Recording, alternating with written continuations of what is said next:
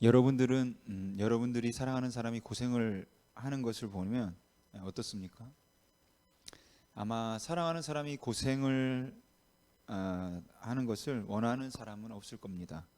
그래서 사랑하는 사람이 고생하는 것을 보면 안쓰럽고 또 다른 사람은 몰라도 내가 사랑하는 사람들은 고생을 좀 하지 않았으면 좋겠다는 생각을 우리가 좀 하죠. 그러니까 열심히 수고하는 것을 보면서도 사랑하는 사람이면 조금 쉬엄쉬엄 해라 이렇게 말하고 싶고, 정말로 희생하고 또 헌신적인 로 봉사하는 모습을 보면 안 됐다는 생각이 들기도 하는 거죠. 또한 마땅히 해야 할 일이라고 생각을 하고 또 의미가 있는 일이라고 생각을 해서 가야 할 길인 것을 알면서도 사랑하는 사람이 힘들어하거나 또 아니면은 고난과 고생의 길을 가고 있다고 생각하면 사실 뭐 말리고 싶기도 합니다.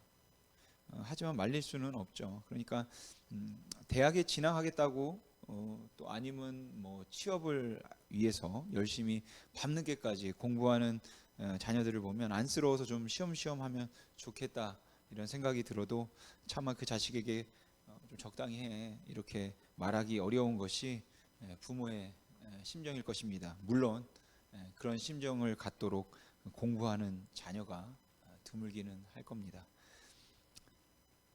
여러분, 혹 여러분의 자녀가 단기 선교를 다녀온 후에 저 아프리카 오지에 가서 선교를 하겠다라고 하면 여러분 어떠실 것 같으세요? 저는 단번에 오케이는 못할 것 같습니다. 일단 단기 선교를 몇 번 더 보내보고 또 좀 길게 1년이나 2년 선교지에 섬기는 것을 좀 체험해 보게 하고, 그렇게 단기로는 좀 더 보낼지 모르겠지만 완전히 선교사로 나간다고 하면 지금 심정으로는 그 고생길을 뻔히 아는데 보내기는 너무 힘들 것 같고, 또 다시 잘 생각해 보라며 단기로 가서 돕는 것도 좋은 방법 중 하나다 이렇게 설득할 것 같아요. 근데 사실 그렇게 말하면 안 되죠. 여러분, 선교를 하겠다고 하거나 고난의 길을 가겠다고 하면 그 일이 틀림없이 의미 있는 일이고 주님이 기뻐하시는 일이라고 생각을 하면 그냥 천천히 쉬엄쉬엄 하라는 말보다는 오히려 조금 더 고생을 하라는 말을 하는 것이 더 맞지 않을까 이런 생각이 듭니다. 사실 수고하고 있는 사람에게 조금 더 수고하세요 라고 말을 하는 것, 지금 힘들게 고난을 당하고 있는 사람들에게 그 고난이 의미가 있는 것이니까 조금 더 견디고 고난을 피하려고 하지 마세요 라는 말을 하는 것이 사실은 그렇게 생각처럼 쉬운 것은 아니죠. 하지만 그럼에도 불구하고 그 말을 할 수 있을 때는 거기에 분명한 의미와 명분이 있을 때라고 생각해요. 여러분, 당시 서머나 지역은 우상 숭배의 중심지로 굉장히 유명했던 곳입니다. 그래서 굉장한 신전들이 있었는데 그 신전을 유지하고 운영해 나가는데 엄청난 이제 돈이 들죠. 그래서 거기에 필요한 돈을 걷어들이게 되는데 기독교인들은 어떻게 했습니까? 시절을 신으로 섬기지 않기 때문에 당연히 돈을 내지 않는 거죠. 그러니까 미움을 받는 게 당연합니다. 특히 서머나는 로마에 가장 충성을 했던 도시였는데 AD 26년에 로마가 티베리우스 신전을 세우기 위해 11개 도시를 놓고 심사를 해서 가장 충성스러운 도시를 뽑아 신전을 세웠는데 그 도시가 이제 서머나였어요. 근데 기독교인들이 그 충성스러운 도시에서 감히 황제를 섬기지 않겠다고 하니까 얼마나 미움을 받았겠습니까? 그렇게 예수를 믿음으로 해서 서머나 교회 사람들은 엄청난 손해를 보게 된 것이죠. 또한 AD 81년에서 96년까지 도미티안 황제가 로마를 다스릴 때는 요한계시록 배경이죠. 더 심한 박해가 있었습니다.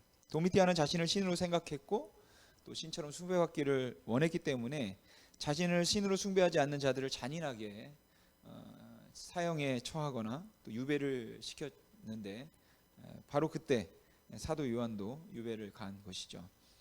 그렇게 서머나 지역은 당시 유상 숭배 중심지로 굉장히 유명했습니다. 근데 그뿐만 아니라 또 하나 유명한 것이 있었는데 그게 뭐냐면 바로 유대인 공동체가 굉장히 강했던 곳이에요. 여러분, 로마 제국 전체에 유대인들 공동체가 많이 있었습니다. 물론 빌립보 지역처럼 유대인이 거의 없어서 공동체가 그 회당이 만들어지지 않은 것도 있었죠. 그래서 바울이 빌립보에 갔을 때 회당을 찾지 못해서 강가에 가서 기도했을 정도로 빌립보 지역은 유대인의 세력이 약했습니다. 그러나 고린도 지역 같은 곳은 회당장이 여러 명 있을 정도로 유대인 공동체가 굉장히 그 세력이 강했던 곳입니다. 그리고 그 유대인 공동체가 강했던 곳 중 하나가 바로 이 서머나 지역이에요. 더군다나 로마 제국 전체 중에서 공동체가 강할 뿐만 아니라 강성 유대인들이 많았습니다. 그래서 초대 교배인 폴리캅이 이 서머나 교회 출신인데 바로 유대인들의 누명으로 말미암아 처참하게 죽임을 당하게 되죠. 그런데 도미티안 박해 때 이 서머나 지역에 살던 유대인들이 어떻게 그리스도인들을 괴롭혔냐면 이렇게 괴롭혔다고 기록에 나와 있습니다. 도미티안 박해 때 서머나 지역에 살던 유대인들이 이제 그리스도인들을 찾아옵니다. 그리고 이렇게 말해요. 나 유대인인데 나도 예수님 이제 믿을 거다. 내가 이제 봤더니 이제 정말 구약 성경에서 말하는 그 메시아가 예수님이 맞더라. 나도 이제 알았으니까 나도 그리스도인이 될 거야.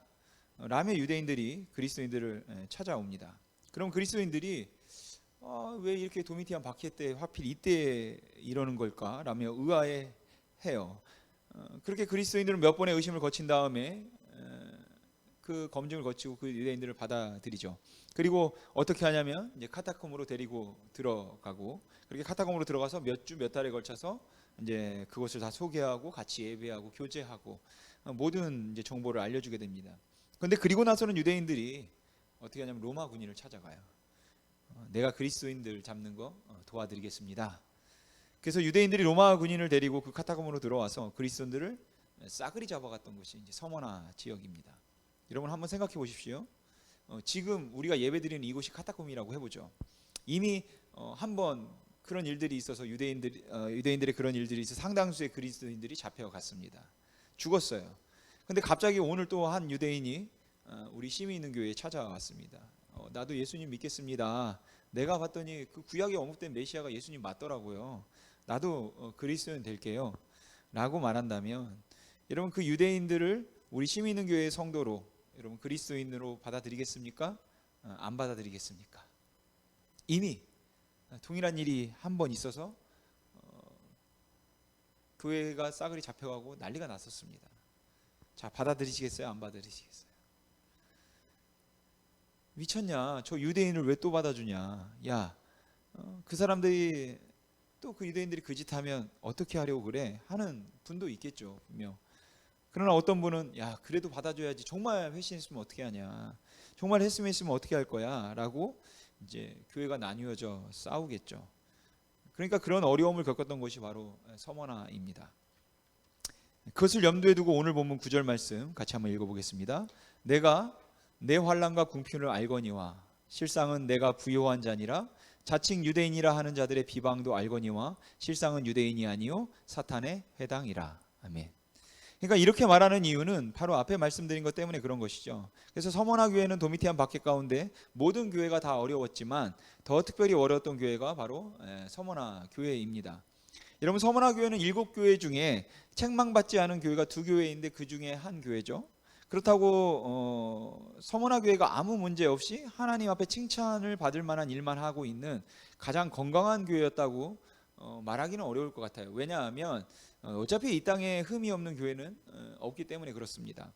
여러분 우리가 진리와 사랑 사이에 균형을 유지한다는 것은 언제나 어려운 일이기 때문에 그 교회들마다 다 부족한 부분들이 있기 마련이고 그래서 서머나 교회를 본받아서 서머나 교회는 아무 문제가 없는 교회였다고 말하기보다는 오히려 제가 앞에 말씀드린 것처럼 이 교회가 외부로부터 받았던 핍박이 또 환난이 너무 컸기 때문에 그러니까 지금 당하는 어려움에 비해서 다른 문제들이 부각될 수 없을 만큼 그 당하는 환난과 고난이 컸다라는 의미지 이 교회는 교리적으로나 도덕적으로 완벽한 교회였다라고 볼 수는 없을 것 같다라는 거죠. 그래서 서머나 교회가 주님께서 딱히 책망하신 일이 없다고 해서 서머나 교회가 이 여러 교회들 중에 가장 좋은 교회이거나 더 완벽한 교회라고는 볼 수 없을 거라고 생각합니다.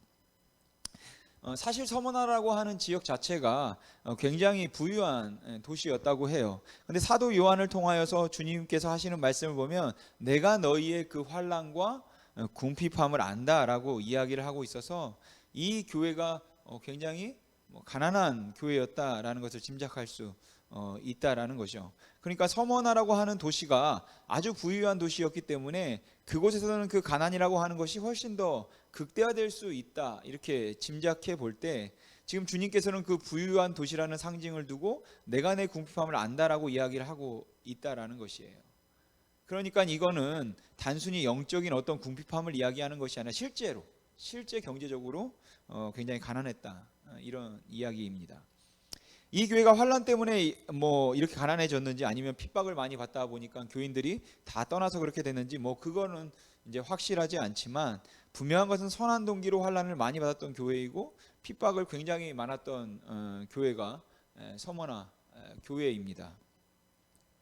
그럼 이렇게 환란과 핍박 가운데 인내하고 있는 그 교회를 보면서 여러분, 우리가 이제 환란 가운데 인내하며 믿음으로 참고 있는 사람들에게 해줄 수 있는 말이 무엇일까요? 아마도 해줄 수 있는 말은 조금만 더 기다리면 하나님께서 위로해 주실 겁니다. 하나님께서 너희를 다시 회복시켜 줄 겁니다. 세워 주실 것이다 라는 말일 것 같아요. 지금은 좀 힘들지만 곧 괜찮아질 거예요. 너무 무리하지 말고 조금만 참고 그냥 좀 기다려 봅시다, 이런 말을 해줄 수 있을 것 같고 또 해주고 싶을 것 같아요. 근데 주님께서는 이제 너희가 더 이상 고난을 당하지 않고 이제는 영광을 누리게 될 것이다 라는 약속을 하지 않고 오히려 그 고난 중에 있는 서머나 교회를 향해서 말씀하시기를 내가 장차 받을 고난을 인하여 두려워하지 말라 라고 하고 있다라는 것이죠. 고난이 계속된다는 얘기예요. 그리고 이어서는 마귀가 이제 너희 중에 몇 사람은 옥에 던질 것이다 라고 말씀을 하셨습니다.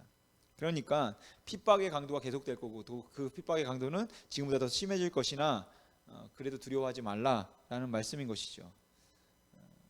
예언이니까 주님께서 미리 일어날 일을 아시고 그렇게 말씀하시는 것이니까 이해할 수는 있을 것 같습니다. 하지만 그럼에도 불구하고 우리가 기대하고 원하는 것은 뭡니까? 그 고난 중에 있는 사람들에게는 고난이 더 깊어질 것이다 라는 말보다는 이제 곧 괜찮아질 것이다 라는 말이겠죠. 근데 오늘 서머나 교회를 향해서 말씀하실 때는 내가 장차 고난을 받을 것인데 그 고난이 계속될 것인데 깊어질 것인데 그 고난을 두려워하지 말라 그러면서 너희 중에 몇 사람이 이제 옥에 던질 것이라고 더 심한 핍박이 올 것이다, 이렇게 말씀을 하고 있다는 것이에요. 그러면서 상징적인 의미겠지만 너희가 10일 동안 환난을 받으리라 라고 말씀을 하셨습니다. 그럼 이 10일은 뭘 의미할까요? 어떤 분들은 말하기를 이 10일이라고 하는 것은 환난이 있고 고난이 있기는 하지만 그 고난에 이제 일정 기간이 있다는 것을 의미하는 것이라고 해서 기간을 정해줬다, 이렇게 말하는 분도 있습니다. 그렇다고 이 10이라는 것이 문자적으로 열흘만 고생하면 괜찮아질 거다라는 의미로 보기는 어렵겠죠. 왜냐하면 편지를 언제 받을 줄 모르잖아요. 언제 도착할지, 빠르게 도착할지. 그 당시는 지금같이 우편 시스템이 발달한 것도 교통이 발달하지 또 아니기 때문에 풍랑 만나면은 언제 올지 모르는 겁니다. 그날로부터 열흘이라는 구체적인 날을 세기는 좀 어렵다라는 거죠. 그럼 우리가 상징에서 배웠듯이 이 10이라고 하는 숫자가 완전수를 의미한다면, 그렇다면 이 10일 동안 고난을 받으라는 말의 의미는 그냥 단순한 짧은 기간이라기보다는 그 완전한 때가 찰 때까지 라는 의미가 포함될 수 있을 것 같아요. 그러니까 하나님의 때가 찰 때까지, 하나님의 시간이 될 때까지 너희가 그 고난을 받을 것이나 그것은 바로 하나님의 정하신 기간 안에서 하나님께서 정하신 대로 고난을 받을 것이라는 그러한 의미로 이제 볼 수도 있을 것 같습니다. 또 어떤 학자들은 이 10일이라고 말한 것은 비교적 짧은 기간을 의미하기 때문에 몇 사람이 옥에 던져질 것이나 10일 동안 환난을 받으리라 라는 이 말을 고난을 당하기는 하겠지만 그 고난이 그렇게 길지는 않을 것이라는 의미로 그 의미의 위로였을 거다, 이렇게 보기도 해요. 아무튼 이것을 완전한 하나님의 때가 차기까지든 혹은 짧은 시간을 의미하는 위로이든 무엇을 의미하든지 그것은 우리가 정확히 모르겠지만 분명한 것은 주님께서 지금 고난당하고 있는 교인들에게 지금 많은 환난과 궁핍 가운데 있던 그 교회를 향해서 말씀하시기를 너희가 앞으로도 계속 고난을 받을 것이다, 심해질 것이다 말씀하셨다는 것입니다. 그리고 그 고난이 어느 정도로 심한 것인가를 말씀하시면서 이 서머나 교회에 하신 말씀 가운데 우리가 너무나 잘 알고 있는 유명한 말씀, 임시식세만 되면 등장하는 그 말씀이 나오죠.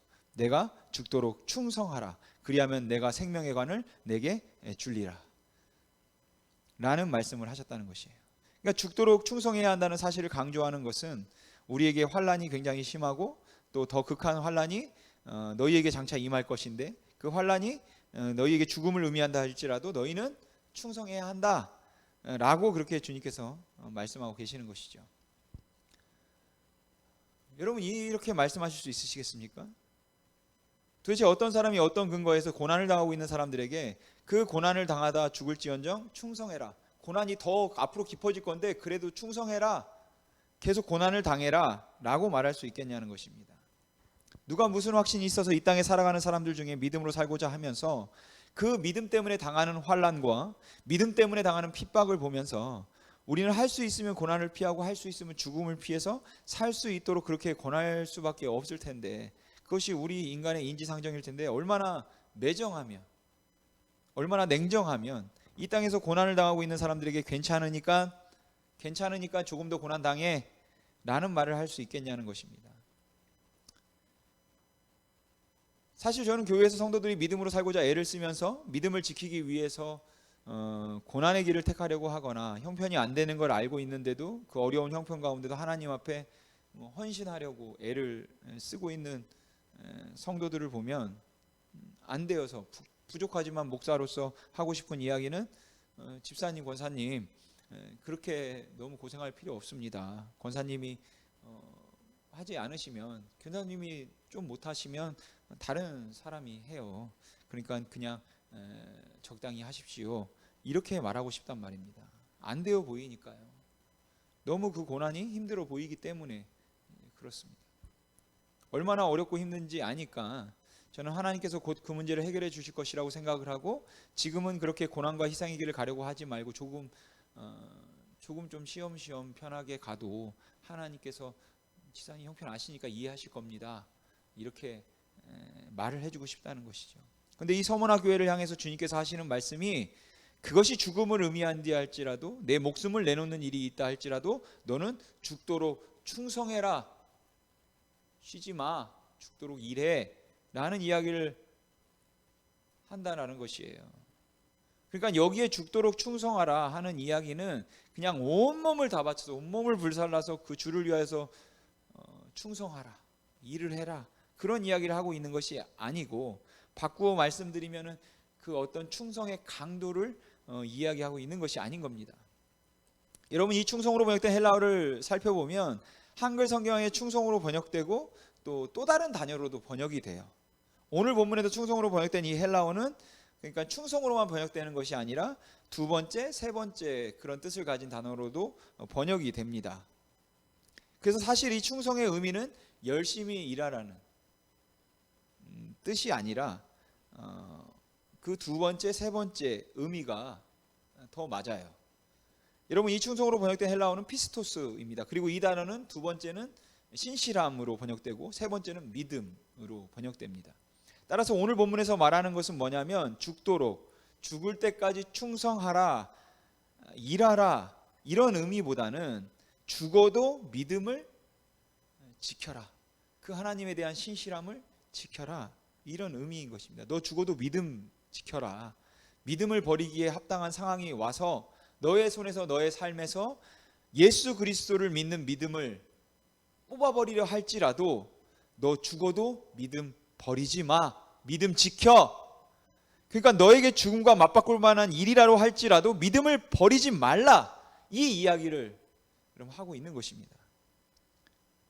여러분, 믿음을 지키면 돈을 잃어버립니다. 믿음을 지키면 직장을 잃을 수 있어요. 믿음 지키면 막대한 손해를 볼 수 있습니다. 그럼에도 불구하고 여러분, 우리가 권면해야 되는 것은 믿음을 지키십시오 라는 것이에요. 여러분, 돈 때문에 믿음 버리지 마시기 바랍니다. 보장된 미래, 더 높은 자리, 그것이 여러분 믿음보다 중요하지 않습니다. 그 어떤 것들도 예수 그리스도를 향한 믿음을 대신할 수 없습니다. 여러분, 죽어도 예수 그리스도에 대한 믿음을 여러분 지키셔야 합니다. 그럼 우리가 그 죽음이라고 하는 것도 이것과 바꿀 수 없다고 생각할 만큼 믿음을 지키고 신앙을 지킬 수 있도록 만들어주는 그 힘은 어디에 있는가 하면, 저는 그 다음 말씀에 있다고 생각해요. 그리하면 내가 생명의 관을, 그리하면 내가 생명의 면류관을 내게 주리라.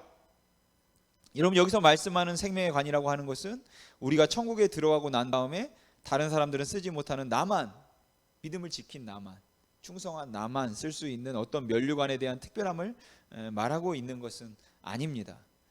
여기서 말하는 생명의 면류관을 내게 주리라 하는 것은 구원을 다 받기는 하겠지만 죽도록 충성한 사람들은 천국 가서 더 기가 막히게 번쩍번쩍한 면류관을 쓰고 있어서 그것 때문에 다른 사람들이 다 부러워하게 되는 천국의 그 어떤 상급에 관한 이야기를 하고 있는 것은 아니다라는 거예요.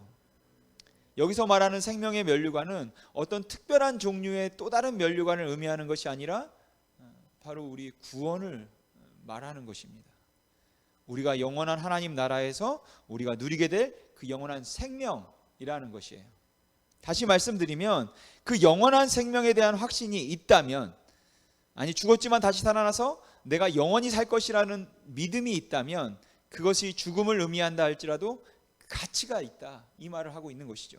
그래서 서머나 교회를 향해서 말씀하시는 주님을 묘사할 때 죽었다가 살아나신 주께서 말씀하시기를 하고 이렇게 이야기를 하는 것입니다. 죽었다가 살아나신 분, 그 십자가에서 죽었다가 부활하심으로 우리의 부활의 첫 열매가 되신 그 예수 그리스도께서 우리들에게 말씀하시기를 그것이 죽음이라 할지라도, 죽음과 교환해야 되는 일이라 할지라도 너는 믿음을 버리지 말고 환난 가운데서도 그 예수를 향한 믿는 믿음을 끝까지 지켜라. 그리하면 내게 생명의 면류관을 주리라, 내가 생명의 면류관을 받으리라 라고 말씀하시는 것입니다.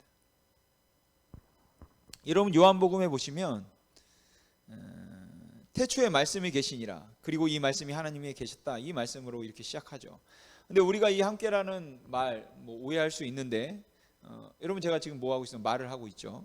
그러니까 제가 하는 이 말이 지금 저와 함께 있는 거죠. 근데 제가 입을 다물면 어떻게 됩니까? 말도 사라집니다. 그리고 제가 죽으면 제 말도 사라지겠죠. 그러니까 제 말은 저와 함께 있지만 저에게 종속되어 있는 것이에요. 입을 다물면 말도 사라지고 제가 죽으면 말도 사라집니다. 그러니까 말이라는 것은 나와 함께 있기는 하지만 나에게 종속되어 있는 것이에요. 그래서 이 말씀은 하나님께 종속되어 있는 건가? 이렇게 오해하죠. 그런데 이 함께라고 번역된 전치사는 프로스라는 헬라어 전치사인데, 이 단어의 뜻은 함께라는 뜻도 있지만 어떤 뜻이 있냐면 페이스 투 페이스, 그러니까 얼굴과 얼굴을 맞대어 있다는 뜻입니다. 그러니까 태초에 말씀이 하나님과 함께 계셨는데 이 말씀이 하나님에게 종속되어 있는 것이 아니라 하나님과 완전히 분리되어 동등된 능력과 동등된 위격으로 서로 얼굴과 얼굴을 마주보고 있었다라는 뜻이에요. 그리고 그 다음에 더 놀랍죠. 태초에 말씀이 계시냐, 이 말씀이 하나님과 함께 계셨으니 이 말씀은 뭐라고 합니까? 하나님이시니라. 하나님이 또 다른 하나님과 완전히 분리되어서 동등된 능력과 위격으로 얼굴과 얼굴을 마주대하여 계셨다, 이런 뜻입니다. 그런데 14절에 이렇게 말하죠. 그 말씀이 육신이 되어 우리 가운데 거하셨다 라고 합니다. 그리고 우리가 보니 독생자의 영광이요 은혜와 진리가 충만했다, 이렇게 말씀해요. 누구입니까? 예수 그리스도십니다. 그러므로 예수님은 그 자신이 하나님이세요. 본체 하나님의 형상을 가지고 계세요. 근데 이걸 말씀드리고 싶은 건 아니라 4절 말씀을 드리고서 이제 이 말씀을 드린 건데, 그 안에 4절에 뭐라고 합니까? 생명이 있었으니. 여러분, 예수 안에 무엇이 있었습니까? 생명이 있었습니다. 근데 왜 갑자기 요한은 요한복음을 시작하면서 이 생명 이야기를 할까요? 여러분, 요한복음이 기록될 당시에 소아시아 지역에 발견된 문헌들을 보면 빠지지 않고 다 나오는 이제 그 단어가 있는데 바로 생명이라는 단어예요. 여러분, 이제 100년 뒤에, 200년 뒤에 2020년, 21년, 22년 이때 작성된 신문 기사를 보면 절대로 빠지지 않는 한 단어가 있을 것 같은데 뭘까요? 코로나겠죠. 그것처럼 2000년 전에 글을 봤더니 그 당시에 빠지지 않고 있는 단어가 나오는데 그게 바로 생명, 그 당시 이슈인 단어가 나오는 거예요. 그러니까 소아시아 지역에 살던 사람들은 어떻게 하면 영생을 얻을 수 있을까? 어떻게 하면 영원히 살까? 생명을 가질까에 대한 관심이 지나치게 많았습니다. 그래서 사람들이 거짓으로 그런 사람들을 미혹하는 거죠. 왜냐하면 생명이 있는 것은 알지만 어디에 있는지는 모르니까요. 여러분, 제가 살아있는 사람 같으세요? 죽어있는 사람 같으세요? 살아있죠. 그럼 제게 생명이 있는 거죠. 그러면 그 생명은 어디 있습니까? 생명이 살아서 생명이 있는 건 알겠는데 어디 있는지는 몰라요. 그러니까 생명은 만질 수도 없고 가질 수도 없습니다. 여러분 이거는 죽었습니까? 살았습니까? 죽었죠. 그러니까 살았다 죽었다 이거는 금방 아는데 그래서 생명이 있는 것은 알겠는데 생명이라는 것이 만질 수는 없어요. 또 가질 수는 없습니다. 그래서 이 당시 소아시아 지역에 내가 어떻게 생명 얻는지 알려줄까라는 그런 거짓 교사들이 많았던 거죠. 뭐 요즘 이단과 똑같죠. 첫 번째는 그들이 하는 것들이 은밀한 지식을 가지면 생명을 가질 수 있다라는 것이에요. 근데 그 은밀한 지식은 이해가 되면 안 되는 겁니다. 이해하면 안 돼요. 제가 뭐 예를 들어 드리니까 설명해 볼게요. 여러분 지금 여기 조명들이 켜져 있지 않습니까? 자, 이 조명에서 불이 나오죠. 이 조명이 지금 625.35 헤르츠로 나오고 있는데 그 옆에 있는 이제 그 눈에 보이는 가시광선 옆에 자외선이 우리의 왼쪽 눈으로 들어와서 달팽이관을 3바퀴 반 정도 정확히 돈 다음에 오른쪽 귀로 나가서 다시 한번 이 공간을 2바퀴 반 돌고 잠깐 멈춥니다. 0.00003초 있는 다음에 다시 우리의 오른쪽 눈으로 들어오게 되는 것이에요. 여러분 이해가 되십니까? 저도 이해가 안 됩니다. 근데 이렇게 이해가 안 되면 뭔가 있는 것 같다라는 것이에요. 뭔가 있어 보여요. 근데 이해가 안 되는데 뭐가 있겠습니까? 아무것도 없죠. 그냥 그렇게 사람들을 속이는 겁니다. 은밀한 지식을 가지면 생명을 가진다. 두 번째는 어떤 신비한 체험, 또 자해, 경험 이런 것이 있어야 한다라고 속였습니다. 그런데 그렇게 생명에 관심을 가지고 있는 사람들에게 요한이 말하는 것이죠. 예수 안에 생명이 있다.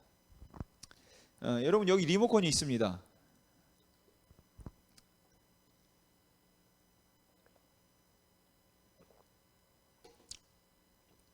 자, 여기 리모컨이 있습니다. 이 리모컨이죠. 자, 누구도 이 리모컨을 이제 만지면 안 됩니다. 이 리모컨을 만지지 않고 여러분 이 리모컨을 가지는 방법이 있을까요? 어떻게 할까요? 어떻게 하면 될까요? 이 컵을 가지면 되죠. 그러니까 예수 안에 생명이 있습니다. 누구도 생명을 만질 수는 없어요. 그러나 생명을 가질 수는 있습니다. 어떻게 하면 될까요? 예수를 붙잡으면 되는 겁니다. 예수를 가지시면 돼요. 그래서 요한복음 1장 12절에 그 유명한 말씀을 하는 것이죠. 우리 같이 읽어보겠습니다. 시작. 영접하는 자 곧 그 이름을 믿는 자들에게는 하나님의 자녀가 되는 권세를 주셨으니 아멘. 여러분 예수 안에 생명이 있습니다. 그러므로 예수를 가지면 여러분 영원히 사는 것이에요. 그러나 너무도 아이러니하게 살고 싶어서 예수를 버립니다. 그러면 죽습니다. 죽기로 작성하고 예수를 붙잡아요. 그 예수에 대한 믿음을 지켜요. 그러면 사는 것이에요. 왜 그렇습니까? 예수 안에 생명이 있기 때문에 그렇습니다. 그러나 살고 싶어서 예수를 버리면 그 예수 안에 생명이 있기 때문에 죽는 것이에요. 지금 서머나 교회에게 이걸 말하는 것입니다. 죽도록 충성하라. 죽어도 믿음을 지켜라. 그 예수에 대한 믿음을 놓지 마라.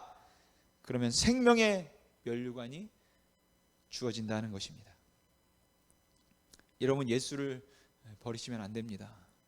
예수를 붙잡으면 예수를 영접하면 그 생명이 여러분 나의 것이 되는 것이에요. 근데 여러분 왜 순간순간 예수를 버리고 다른 데 의지하십니까? 여러분 어떻게 하면 내 삶이 생명과 소망으로 가득 찰까요? 여러분 감동적인 이야기 듣는다고 되지 않습니다. 유튜브 본다고 되지 않는데 눈물 흘린다고 되는 것이 아니에요. 생명을 가지신 소망이신 예수 그리스도로 내 삶이 충만해지면 내가 생명이 충만해지는 것이고 여러분 소망으로 충만해지는 것입니다. 여러분 죽음을 두려워하지 마십시오. 모든 죽음이 우리를 그리스도 앞으로 물론 인도하지는 않겠지만 내가 생명이신 예수 그리스도를 소유한 상태에서 이 땅에서의 모든 삶을 다 살고 마지막 호흡을 내쉬는 순간 눈을 감았다 뜨는 순간 내 안에 예수 그리스도의 생명이 있기 때문에 눈을 뜨는 순간 나는 예수의 품에 안겨 있는 것입니다.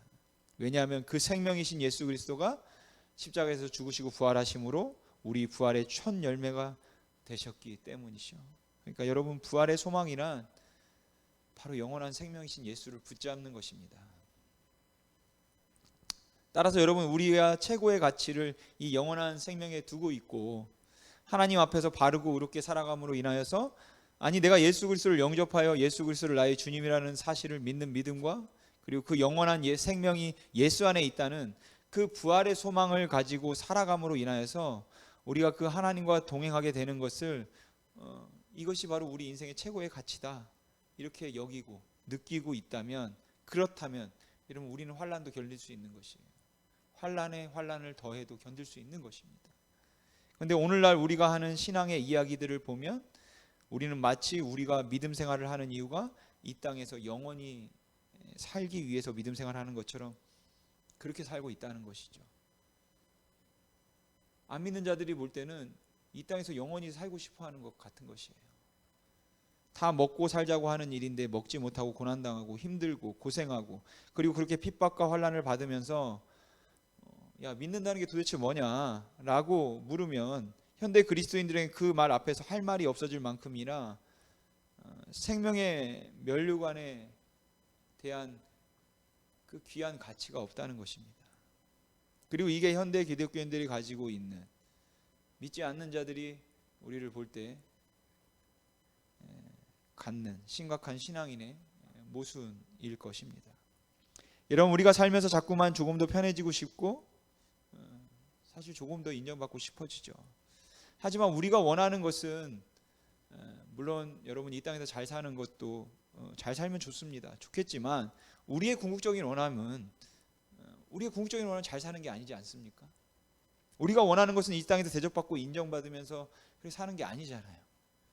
여러분, 이 땅에서 그냥 조금 술을 쓰거나 술수를 버리거나 아니면 꾀를 부려서 조금 더 편안하고 조금 더 쉽고 조금 더 누리면서 하나님 잘 믿고 세상에서도 인정받고 잘 대접받으면서 살려고 하는 것이 우리의 궁극적인 목적이 아니라, 우리가 궁극적으로 추구하고 있는 것이 영원한 하나님의 나라이고 하나님을 바라보며 사는 것이라면 죽도록 충성하라, 죽음과 맞바꿀지라도 믿음을 지켜라, 예수를 붙들어라 라는 이 주님의 말씀이 오늘 우리는 가슴을 치는 심정으로 여러분 한번 깊게 생각해 보고 우리의 삶을 돌아보게 하는 그런 말씀임에는 틀림없이 말씀임에 틀림이 없다고 생각합니다. 그래서 우리에게 있어서 가장 본질적인 질문이긴 하지만 우리에게 정말로 중요한 질문은 바로 이 복음의 가치를 아는가, 그 영생의 가치를 아는가라는 질문인 것이에요. 우리에게 생명과도 바꿀 수 있을 만큼 그렇게 소중하다고 말할 수 있는 복음의 가치가 있는가? 죽음과 바꿀 만한 부활의 소망이 우리에게 과연 있는가? 내가 이 땅에서 멸시를 당하고 무시를 당하고 비록 궁핍하고 환난을 받고 어려운 상황 가운데 있다 할지라도 나는 기쁘다고 말할 수 있을 만큼 그렇게 복음으로 인한 생명이 있는가? 다른 모든 사람들이 다 적당히 살려고 하고 다 편안하게 자기의 유익을 추구하며 살려고 할 때 오히려 고난을 받으라고 말하고 그 고난 가운데 낙심하지 말고 두려워하지 말라고 말할 수 있는 이 영생의 가치가 우리에게 있는가라는 것입니다. 이것이 우리에게 있어도 정말로 소중한 것인데, 오늘날 교회가 지극히 현세적이 되었다고 말하는 이유는 예수를 믿는 이유가 우리가 사후에, 아니 주님이 부르셨을 때 주님과 동행하리라고 하는 이 부활에 대한 소망 때문에, 이 영생의 가치 때문에 우리가 믿고 있는 것이 아니라 사실은 이 땅에서 조금 더 윤택하고 좀 더 편안하고 좀 더 나은 삶을 살기 위해서 하나님을 믿는 것처럼 보이기 때문에 믿지 않는 자들이 그렇게 보고 있다라는 것이에요. 그러니까 예수 믿는 것이 고난을 의미하고 희생을 의미하면 사람들은 언제든지 떠날 준비가 되어 있다는 것입니다. 여러분은 어떠십니까? 예수 믿는 것이 정말 고난을 의미해도 안 떠나시겠습니까? 그것이 희생을 의미해도 떠나지 않겠습니까? 수욕과 모욕을 의미한다 할지라도 나는 절대로 예수를 부인할 수 없다고 여러분 말할 수 있습니까? 매를 맞고 고난을 당하고 핍박을 당하고 윤택해지지 않고 나아지지 않고 말할 수 없는 환난 가운데 있다 할지라도 나는 그 예수를 부인할 수 없다는 그 믿음을 가지고 여러분 이 땅에서 살아갈 수 있겠습니까? 만약에 우리에게 그 고백이 있다면 저는 감히 여러분들에게, 그리고 저 자신에게도 마찬가지로 선한 의도를 위해서, 믿음을 위해서 고난을 더 받을지언정 타협하지 마십시오라고 말할 수 있는 것입니다. 환난과 고난을 당할지언정 절대로 타협하지 마십시오. 적당히 살지 마시고 편하게 살려고 예수 믿지 마시고, 여러분 그런 거는 절에서도 빌 수 있습니다. 적당히 살지 마시고 믿음으로 주의 길을 우리는 가야 합니다. 그 말씀을 제가 감히 할 수 있을 때는 여러분들의 마음속에, 그리고 제 마음속에 생명의 면류관, 그래 이게 내가 바라보고 가는 것이다 라는 그 고백이 여러분 있을 때예요. 저는 오늘 여러분들이 그 의미를 다시 한번 깊게 생각할 수 있기를 바랍니다. 그래서 왜 혼자만 당하고 있어, 너도 한번 해줘 라는 이 말보다 한 번 더 참으세요 라는 이 말이, 물론 듣기는 굉장히 야속한 말인 것 같아도 그래도 그게 맞는 말일 수 있는 유일한 근거는 바로 생명의 면류관 때문입니다. 그것만 있으면 그 말이 저는 맞다고 생각합니다. 너무 고생 많이 한다, 힘든 일 하지 말고 적당히 해, 그냥 어차피 사람들이 많이 해도 그렇게 알아주지 않아, 이런 말들보다는 잘하시는 겁니다, 주님이 하십니다 라는 그 말이 더 의미가 있는 것, 그리고 더 위로가 되는 것은 그것은 오직 생명의 면류관에 대한 가치가, 그 귀한 가치가 우리 안에 있을 때뿐이에요. 저는 오늘 여러분들이, 그리고 우리 심히 있는 교회가 너희가 죽도록 충성하라, 그리하면 생명의 면류관을 내게 주리라, 죽어도 믿음 버리지 마라, 이 상황이, 두려움이, 공포가, 환난이, 궁핍과 가난함과 어떤 그 관계의 단절, 어려움이 너로 하여금 예수에 대한 믿음을 뺏어라 가려고 할지라도, 우는 사자처럼 덤벼든다 할지라도 절대 버리면 안 된다. 죽어도, 죽음과 맞바꿀지라도 믿음 지켜라. 그 주님의 말씀을 우리가 깊이 생각하고 단순히 그냥 이 교회에 대한 충성의 강도, 열심히 일하는 것, 그것을 말하고 있는 것이 아니라 우리의 삶 가운데 네가 가장 소중하고 가장 가치 있게 여기는 것이 무엇이냐, 내가 정말 내 삶 가운데 가장 소중하고 가치 있게 여기는 것이 무엇인가, 산다는 것인가, 그냥 아니면 믿는다는 것인가, 그것을 돌아볼 수 있는 여러분 시간이 될 수 있기를 주님의 이름으로 소망합니다. 기도하겠습니다.